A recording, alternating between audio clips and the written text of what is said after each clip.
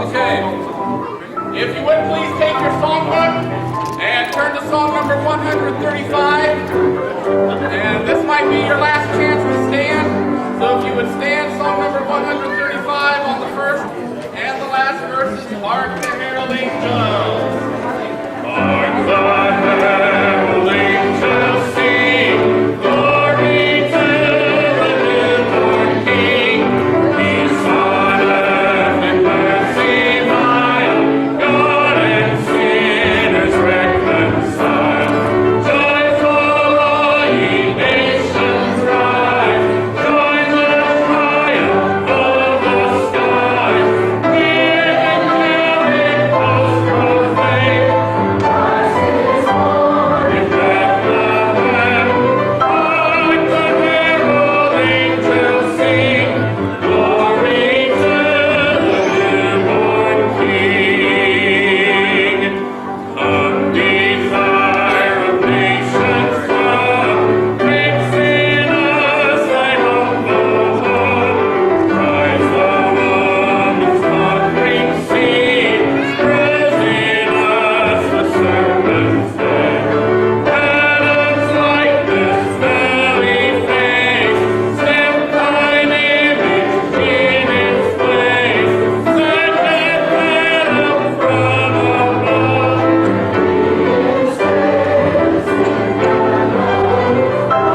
The herald angels sing, glory to the newborn King.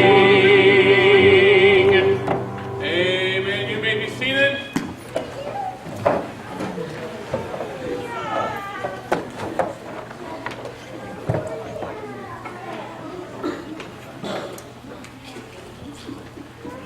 All right, then without further ado, I'm going to turn it over to the kids at this time.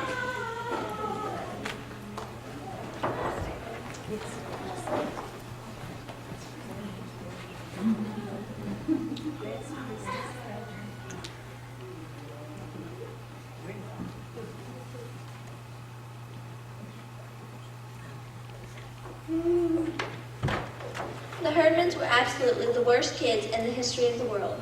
They were just so all-around awful, you could hardly believe they were real. Ralph, Andy,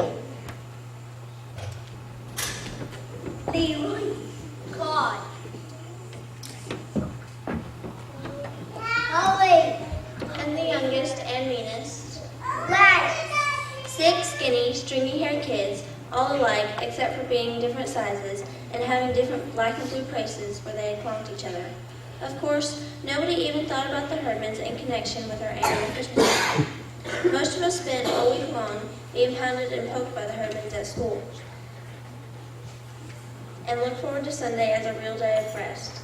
Then my little brother Charlie told Leroy Herdman that we got dessert in Sunday school, and sure enough, the very next week, there they were, all 6 Herdmans, eyes peeled for refreshments, just in time to hear about the Christmas pageant. we need a Mary and Joseph and 3 wise men and the angel of the Lord. Now we all know what kind of person Mary was. She was quiet and gentle and kind, and the little girl who plays Mary should try to be that kind of person. I know that many of you would like to be Mary in our pageant, but of course we can only have one Mary, so I'll look for volunteers. That was pretty safe to say, since the only person who ever raised her hand was Alice Winlicken, but Alice just sat there, and the only person who raised her hand this time was Imogene Herdman. Did you have a question, Imogene? No, I want to be Mary and Ralph wants to be Joseph. You got it. Mother just stared at them. Well, we want to be sure that everyone had a chance. Did anyone else want to volunteer for Joseph? No one did. All right, Ralph will be our Joseph. Does anyone else want to volunteer for Mary? Janet? Rebecca? Alice, don't you want to volunteer this year? No, ma'am. Nobody volunteered to be wise men either, except Leroy, Claude, and Ollie Herdman.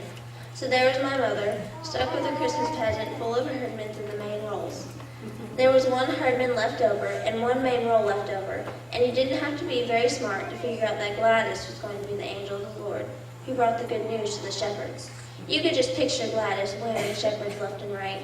Later, I found out why Alice hadn't volunteered to be Mary this year. Imogen had threatened to do something awful to her if she did, and Alice believed her, for as she said, Hermits will do anything. the first pageant rehearsal was usually about as fun as a 3-hour ride on the school bus, and just as noisy and crowded. Mother started to separate everyone into angels and shepherds and guests at the end, but right away she ran into trouble. Who are the shepherds? What's an inn? What happened first? Begin in the beginning. The thing was, the Herdmans didn't know anything about the Christmas story. They knew that Christmas was Jesus' birthday, but everything else was news. The shepherds, the wise men, the star, the stable, the crowded inn. So Mother said she'd better begin by reading the Christmas story from the Bible. When she came to the part about there being no room at the inn, Imogen's jaw dropped and she sat up in her seat. Not even for Jesus? Or was that what they laid the baby in? Was it like a bed? What were the wadded up clothes? The what? You read about it. That she wrapped him up in waddling up clothes. Swaddling clothes. Long ago, people used to wrap their babies very tightly in big pieces of material to make them cozy and comfortable. Now when Jesus was born in Bethlehem of Judah, behold, there came wise men from the east to Jerusalem, saying, That's you, Leroy, Claude, and Olive, so pay attention. What do you mean, Mommy? Was it like torture? No, Dumbo. He's the President of the United States. Why, that's very close, Claude. Actually, they were kings. Well, maybe it's... Well, it's about time. Maybe they'll tell the innkeeper to get the baby out of the bar. The Herdmans wanted to know all about Herod, and I figured they liked him. He was so mean, he could have been their ancestor, Herod Herdman. The rest of the rehearsals were something like this, but Mother wouldn't quit. She was determined that this was going to be the very best Christmas pageant anybody ever saw, and she was going to do it with the Herdmans too. Then came the night of the pageant. At first, nothing seemed very different. We sang 2 verses of O Little Town of Bethlehem, and then we were supposed to hum some more while Mary and Joseph came in from a side door, only they didn't come in. So we hummed and hummed and hummed. I guess we would have gone on humming till we all turned blue, but we didn't have to. Ralph and Imogen finally appeared, only for once they didn't come through the door pushing each other out of the way. They just stood there for a minute, as if they weren't sure they were in the right place. Because of the candles, I guess, and the church being so full of people. They looked like the people you see on the 6 o'clock news, refugees, sent to wait in some strange, ugly place with all the boxes and sacks surrounding. It suddenly occurred to me that this was just the way it must have been for the real Holman family. They couldn't have been very neat and tidy either, but more like this Mary and Joseph. Imogen had the baby doll, but she wasn't carrying it the way she was supposed to, cradled in her arms. She had it slung over her shoulder, and before she put it in the manger, she thumped it twice on the back. I don't think it's very nice to whip the baby Jesus. I didn't see why not. He could have been fussy or hungry, like any other baby. After all, that was the whole point of Jesus. Next came Gladys from behind the angel choir, pushing people out of the way and stepping on everyone's feet. Since Gladys was the only one in the pageant who had anything to say, she made the most of it.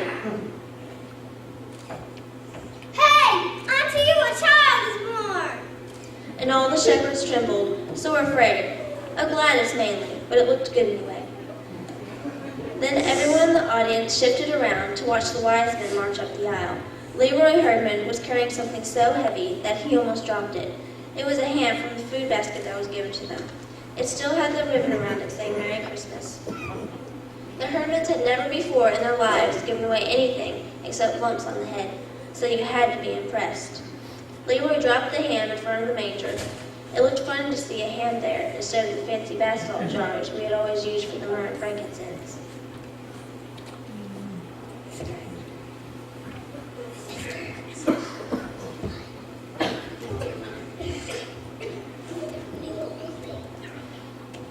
They're ruining the whole thing.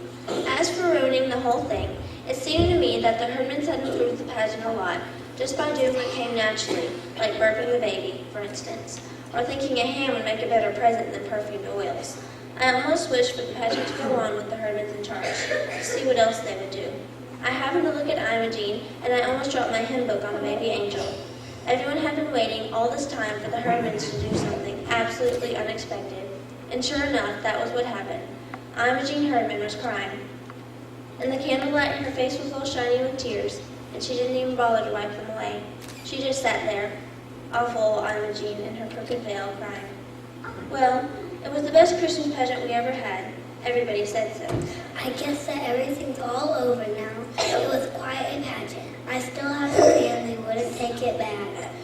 They wouldn't take any candy either, but Imogene did ask me for a set of Bible story pictures, and she took them out the Mary picture and said it was exactly right, whatever that means. As far as I'm concerned, Mary is always going to look a lot like Imogene Herdman, sort of nervous and bewildered, but ready to clobber anyone who laid a hand on her baby. And the wise men are always going to be Leroy and his brothers, bearing ham. When we came out of the church that night, it was cold and clear, with crunchy snow underfoot and bright, bright stars overhead. And we thought about the angel of the Lord, Gladys, and her skinny legs and dirty sneakers sticking out from under her robe, yelling at all of us everywhere.